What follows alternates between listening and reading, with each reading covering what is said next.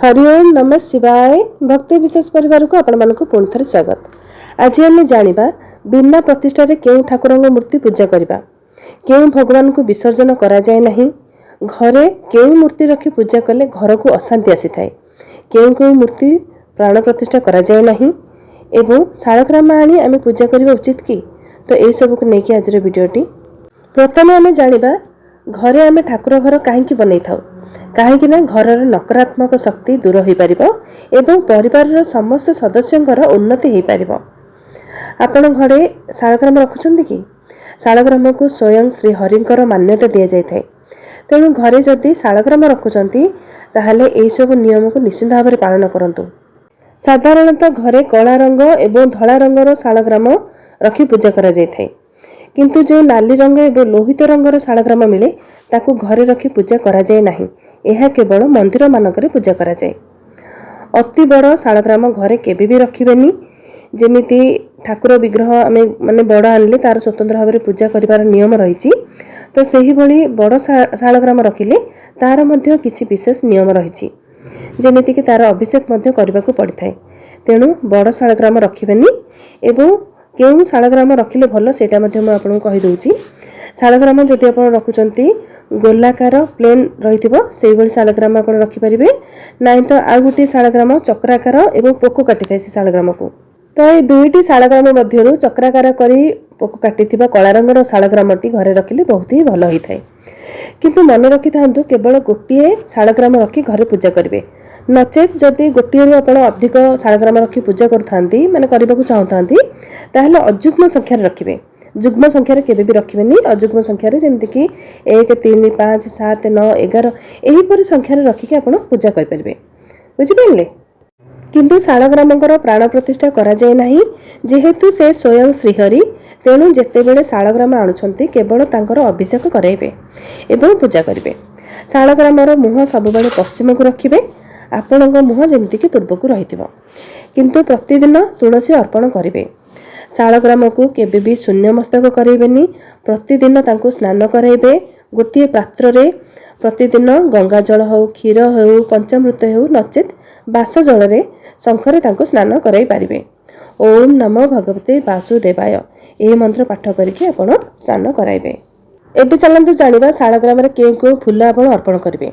शालग्राम रे धळा, हळदिया, पद्म फूल, श्वेत पद्म, चंपा, मालती, सुगंधराज, मल्ली, अपराजिता, गंगशिउली एवं मंदार मध्य दे परिबे, किंतु लाल मंदार देबेनी, हळदिया एवं धळा मंदार आपण दे परिबे। शालग्राम रे सब बेले तुलसी पत्र देबे, बेल पत्र देबे नाही। केवल कार्तिक मासर वैकुंठ चतुर्दशी रे बेल पत्र दिया जाए, काहेकिना सेही दिन जेहेतु वर्षक थरे हरिहरंकर पूजा करा जाए, केवल सेही गोटिए दिन कार्तिक मासर वैकुंठ चतुर्दशी दिनटी मन रखि थांतु। केवल ए गोटिए दिन रे आपण शालग्राम ऊपर बेल पत्र देई पूजा करि परिबे, बुझि पाइले। एबे चलंतु जानिबा केउ केउ मूर्तिंकर प्राण प्रतिष्ठा करा जाए एवं केउ केउ मूर्तिंकर प्राण प्रतिष्ठा करा जाए नाही एवं विसर्जन मध्य करा जाए नाही।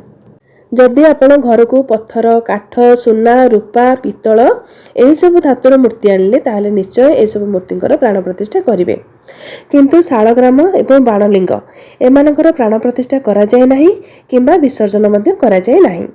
एबे चलंतु जानिबा घरे केउ केउ देवादेवींकर केतोटी फोटो बा मूर्ति रखिके आपण पूजा करिवे नाही, काहेकि ना एही क्वेश्चन आपण मानकर बहुत आसे।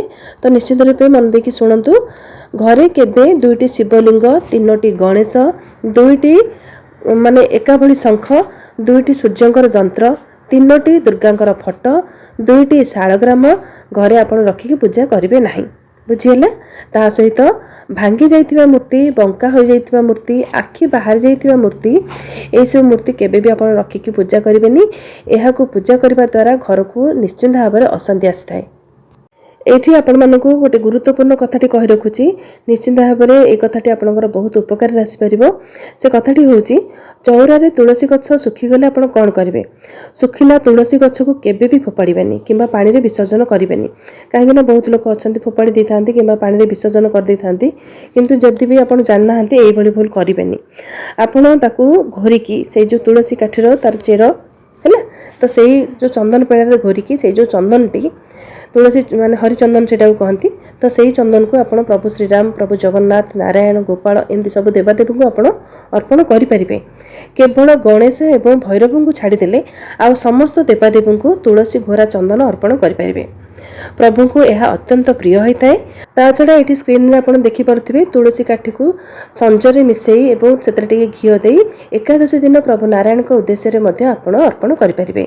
केवल सेतिक नुहे आप सुखी जाइथिबा तुलसी काठी को जदि घरे कौन होम कर जो सुखी जाइथिबा तुलसी काठी को से होम आप पकाउछंती ताहा मध्य अत्यंत शुभफल प्रदान करिथाय। एवं पितृपुरुषों उद्देश्य श्राद्ध पिंडदान समय तुलसी काठी को घोरी पितृपुरुषों को अर्पण करने द्वारा पितृपुरुष वैकुंठ प्राप्ति होता।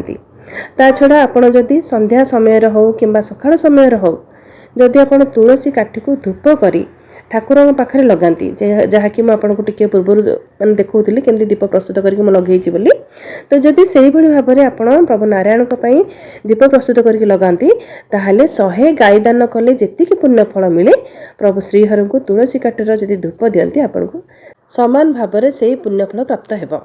आशा करुच्ची आज भिडियो आपण मानकर मनरे थिबा बहुत प्रश्नर उत्तर आपको मिल जाइथिबो। तो आज भिडियोटी को मैं एंड करुच्ची पुणी देखा आपण मानक सहित नेक्स्ट भिडियो रे रहिली। नमस्कार।